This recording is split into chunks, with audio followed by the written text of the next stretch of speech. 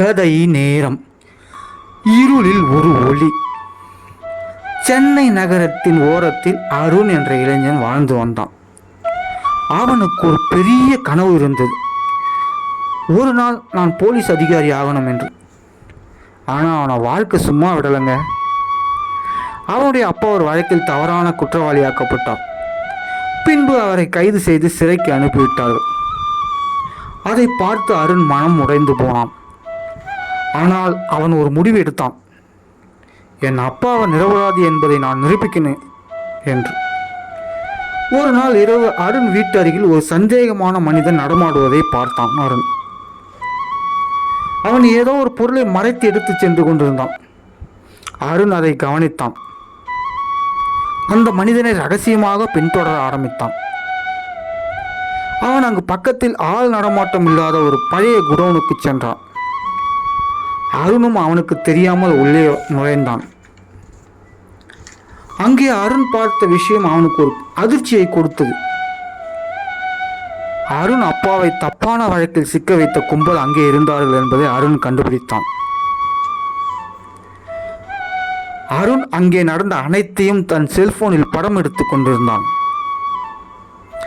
அப்போது அருணை அந்த கூட்டம் பார்த்து விட்டது. டேய், யாடா நீ என்று கத்தினார்கள். அருண் பயத்தில் ஓட ஆரம்பித்தான். அப்போது நல்ல மழை பெய்ய தொடங்கியது.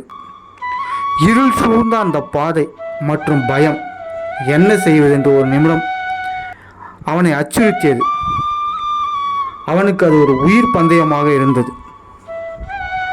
ஆனால் அவன் மனது ஒரு வார்த்தையை சொன்னது, நீ ஒரு ஹீரோ, அவனுங்களை விடாத என்று. அருண் அவன்களிடமிருந்து இருந்து தப்பித்து வந்து குடோனில் நடந்த அனைத்து விஷயத்தையும் போலீசிடம் கொடுத்தான்.